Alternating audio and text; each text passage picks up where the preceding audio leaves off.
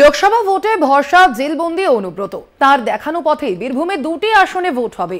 বিপুল ভোটে জিতবে তৃণমূল কংগ্রেস। কলকাতা টিভিতে এক্সক্লুসিভ কাজল শেখ। বীরভূম জেলা পরিষদের সভাধিপতি কাজল শেখ কেষ্টর সঙ্গে দ্বন্দ্ব, গুরুত্ব দিতে নারাজ কাজল শেখ। বীরভূম মানে অবশ্য আমরা বুঝি যে মানুষটার কথা, তিনি হচ্ছেন কেষ্ট মণ্ডল, অনুব্রত মণ্ডল। তিনি অনুপস্থিত, কিন্তু তারপরে যদি কারোর নাম রাঙামাটি জেলা থেকে উঠে আসে, সেটি হচ্ছে কাজল শেখ।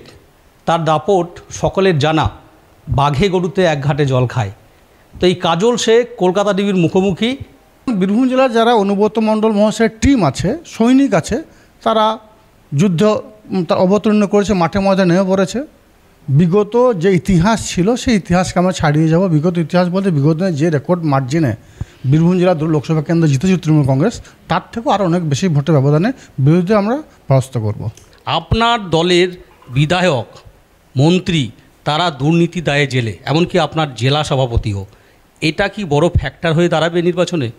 দেখুন, এটা ফ্যাক্টর হয়ে দাঁড়াবে বলে আমার ব্যক্তিগত মতামত দাঁড়াবে বলে মনে হয় না। তার কারণ আমার জেলা সভাপতি, আমাদের অভিভাবক, আমাদের রাজনৈতিক গুরু, যার হাত ধরে আমাদের রাজনৈতিক জীবনে পথ চলা শুরু, তাকে মিথ্যা মামলায় জেলে আবদ্ধ রেখেছে। যদি ওই মানুষগুলোকে, যারা আমাদের দলের নেতা মন্ত্রী, যারা জেলে আবদ্ধ আছে, একদিন পর্যন্ত তাদের বিরুদ্ধে কোনো প্রমাণ সামনে আসেনি, সুতরাং আমরা তাদের কাউকেই দোষী সাব্যস্ত করতে পারি না। তাদেরকে মিথ্যা মামলায় জেলে আবদ্ধ রাখা হয়েছে বলে আমরা মনে করি। লোকসভা নির্বাচনের মুখে সিএএ, নাগরিকত্ব সংশোধন আইন, সেটা লাগু করে দিল। বীরভূম জেলা পরিষদের সভাধিপতি কাজল শেখ, সিএএ নিয়ে কি বলবেন? দেখুন, এর আগেও সিএটা পাস অনেক আগে হয়েছে। এটা একটা রাজনৈতিক ষড়যন্ত্র বা রাজনৈতিক চক্রান্ত বলে আমি মনে করি। আমরা আগে থেকে ভারতবর্ষের নাগরিক, আমাদের ভোটার আই কার্ড আছে, আমাদের রেশন কার্ড আছে, আমাদের জব কার্ড আছে, আমাদের সব ধরনের ডকুমেন্টস আছে। এরপরও আমরা নাগরিক কেন নয়, এই প্রশ্ন আমার ওনাদের কাছে থাকলো। জেলা তৃণমূলের কোর কমিটির মুখ হচ্ছে কেষ্টমণ্ডল ভার্সেস কাজল শেখ। এমতো অবস্থায় এটা বিরোধীরা অভিযোগ করছে, মানুষ বলছে, তো কাজ করতে অসুবিধা হচ্ছে না আপনার? দেখুন, কাজল শেখ হচ্ছে মমতা বন্দ্যোপাধ্যায়ের একজন নির্ভীক সৈনিক।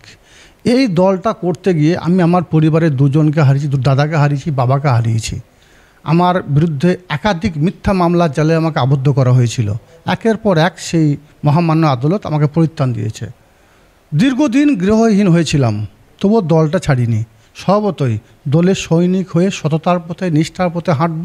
মমতা বন্দ্যোপাধ্যায়ের নীতি আদর্শকে মাথায় রেখে কাজল শেখকে মমতা বন্দ্যোপাধ্যায় যে নির্দেশ দেবে সেটাকে অক্ষরে অক্ষরে পালন করাটাই হচ্ছে আমার ধর্ম।